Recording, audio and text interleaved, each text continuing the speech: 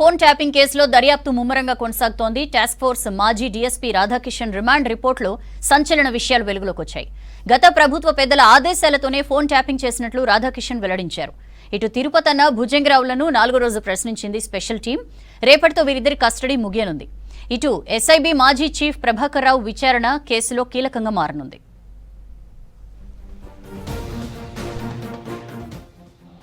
Phone tapping కేసులో విచారణలో సంచలన విషయాలు బయటకొస్తున్నాయి.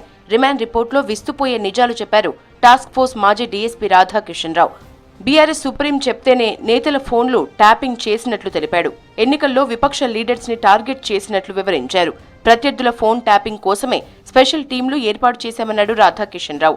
ఫోన్ ట్యాపింగ్ తో విపక్ష నేతల్ని అడ్డుకున్నట్లు చెప్పారు. అప్పటి ఎస్ఐబీ చీఫ్ ప్రభాకర్ రావు చెప్తేనే చేశామన్నారు రాధాకిషన్ రావు.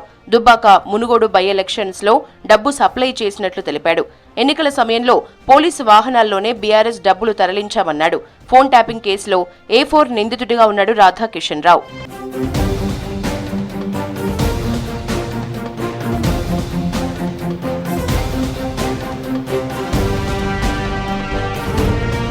ఫోన్ ట్యాపింగ్ వ్యవహారంలో హైదరాబాద్ కమిషనర్ ను కలిసి ఫిర్యాదు చేశారు కాంగ్రెస్ సీనియర్ నేత కేకే మహేందర్ రెడ్డి.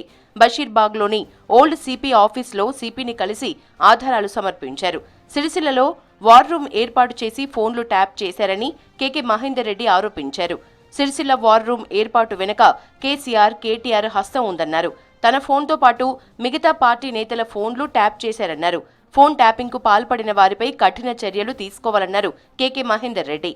కేసీఆర్ గారు, కేటీఆర్ గారు, హరీష్ రావు గారి ప్రభుత్వము, ఎందుకంటే వాళ్ళ ముగ్గురికే కన్ఫైన్ చేస్తున్నాను. ఎందుకంటే ఆ ప్రభుత్వంలో నడిపించింది ఆ కుటుంబం తప్ప ఎమ్మెల్యే కానివ్వండి, మంత్రి కానివ్వండి, కేవలం నామమాత్రంగానే ఉన్నారు. ఏది నడిచినా వీళ్ళ ద్వారా నడిచింది. ఈ ఫోన్ ట్యాపింగ్ వ్యవహారాల్లో వార్ రూమ్ సిరిసిల్ల ప్రాంతంలో కూడా వెలువడ్డది. పాత్రధారి, సూత్రధారి అంటున్న ప్రణీత్ రావు కూడా అక్కడనే అరెస్ట్ చేయబడ్డాడు. కాబట్టి స్థానికంగా ఉన్న నాయకులు నాతో మాట్లాడాలంటే వాళ్ళందరూ కూడా భయపడే వాళ్ళు. అంటే అన్న మా ఫోన్ ట్యాపింగ్లో ఉంది, నిజ నిర్ధారణ దీనిపైన జరిపి దోషులను శిక్షించాలని చెప్పి వారికి నేను విజ్ఞప్తి చేయడం జరిగింది.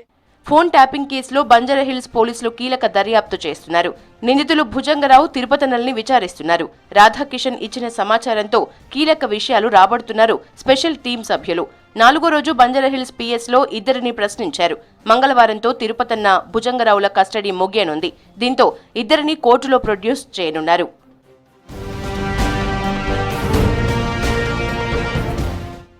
ఈ కేసులో స్పెషల్ ఇంటెలిజెన్స్ బ్యూరో మాజీ చీఫ్ ప్రభాకర్ రావును విచారించాల్సి ఉందని చెప్తోంది విచారణ బృందం. దర్యాప్తులో భాగంగా ఆయన ఇంట్లో పోలీసులు సోదాలు చేశారు. ప్రభాకర్ రావు అందుబాటులో లేకపోవడంతో విచారణకు సహకరించాలని సమాచారం ఇచ్చారు. అసెంబ్లీ ఫలితాల తర్వాత ప్రభాకర్ రావు అమెరికా వెళ్లిపోయారు. ఎస్ఐబీ లాగర్ రూమ్ ధ్వంసం, ఫోన్ ట్యాపింగ్ కేసులో ప్రణీత్ రావును అరెస్ట్ తర్వాత ప్రభాకర్ రావును నిందితుడిగా చేర్చారు పోలీసులు.